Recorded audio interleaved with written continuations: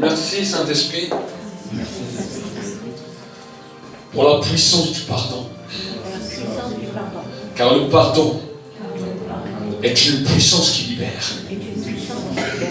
Les démons sont venus en détruisant mon corps, en détruisant mon âme. Ils ne pouvaient pas toucher à mon esprit parce que je suis une nouvelle créature. Mais ils ont détruit mon corps par la maladie, par l'infirmité. Ils ont détruit mon âme en brisant mes émotions intérieures, en détruisant tout ce que je ressentais. Mais maintenant j'ai compris qu'ils me tenaient seulement à cause de l'offense. Mais maintenant, je déclare le temps de ma liberté. Le temps de ma liberté. Je commande à tout esprit de maladie, à tout esprit méchant, à tout esprit impur qui voulait me détruire. Dehors, dehors, dehors, maintenant. Dans le nom de Jésus. Dans le nom de Jésus. Merci, cher Saint-Esprit, pour la puissance de ton onction qui commence à couler sur ma vie pour me guérir et me restaurer. Au nom de Jésus. Amen. Acclame pour le Seigneur. Amen. Avant d'aller au message, j'aimerais juste encore 5 minutes que nous puissions ouvrir nos Bibles dans les livres de Malachie. Malachie, au chapitre 3 et au verset 7. La Bible nous dit, depuis le temps de vos pères, vous vous êtes écartés de mes prescriptions et vous ne les avez pas gardées. Revenez à moi et je reviendrai à vous, dit l'Éternel des armées. Et vous dites, en quoi devons-nous revenir? Un être humain peut-il voler Dieu? Car vous me volez. Et vous dites, en quoi avons-nous volé? C'est sur la dîme et sur le prélèvement. Vous êtes frappés par la malédiction et vous me frustrez, la nation tout entière. Apportez à la maison du trésor toute la dîme, afin qu'il y ait des provisions dans ma maison. Mettez-moi de la sorte à l'épreuve, dit l'Éternel des armées, et vous verrez si je n'ouvre pas pour vous les écluses du ciel, et que je ne déverse pas sur vous la bénédiction au-delà de toute mesure. Amen. La Bible nous dit que nous pouvons le voler. Comment nous pouvons le voler?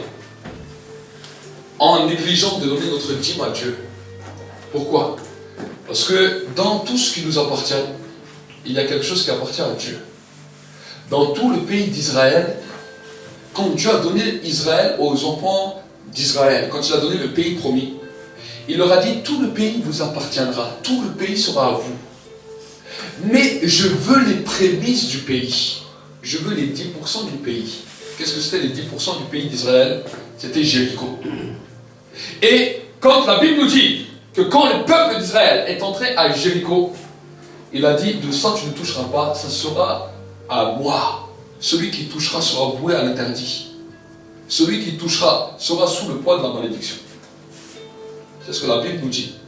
Et la Bible nous montre qu'ensuite, quand il y a eu toutes les classes sacerdotales qui ont été données, la dîme est venue pour que nous puissions honorer Dieu avec 10% de tout ce qui nous revient, pour que la bénédiction de Dieu puisse se répandre sur nos vies. On ne sait pas de quoi ce sera fait demain. Personne ne sait de quoi sera fait demain. Personne, même si nous avons des beaux projets, nous ne savons pas ce qui peut se passer. Mais la Bible nous dit que celui qui est fidèle dans la dîme à l'Éternel, Dieu te gardera de tout et il t'enverra toujours la bénédiction, même dans les manquements. Même dans les manquements, tu seras béni. Même dans les manquements, tu n'auras rien. Même dans les manquements, Dieu te donnera toujours quelque chose, excusez-moi. Même dans les manquements, Dieu te donnera toujours quelque chose. Même dans les temps les plus durs, quand plus personne n'y arrivera, toi tu perceras. Parce que tu auras compris qu'il y a une règle spirituelle dans laquelle, quand tu as semé, Dieu te rend au centuple. Amen. C'est une des règles spirituelles. Et c'est pour cela vraiment, je veux vraiment vous encourager à toujours être fidèle dans les dîmes, dans les offrandes. Vous savez, plusieurs personnes m'ont posé ces questions. Beaucoup de personnes sont venues me parler de cela. Mais j'aimerais vous dire, j'aimerais vous encourager que quand tu donnes à Dieu, donne-le avec ton cœur. Ne donne pas avec de la retenue. Vous savez, des fois, les gens, ils donnent avec la retenue. Oui, mais je ne sais pas ce qu'on va faire. Oui, mais je sais. Vous savez, vos impôts, quand ils viennent, ils tombent. On ne vous demande pas votre avis. Vous allez les payer. Parce que vous savez que si vous ne les payez pas, au bout d'un moment, vous allez avoir des problèmes avec les fiscs. Quand il y a des choses spirituelles, des règles spirituelles, que Dieu établit, et que nous commençons nous-mêmes à discuter ces règles, nous pouvons avoir des problèmes avec le monde spirituel. Amen.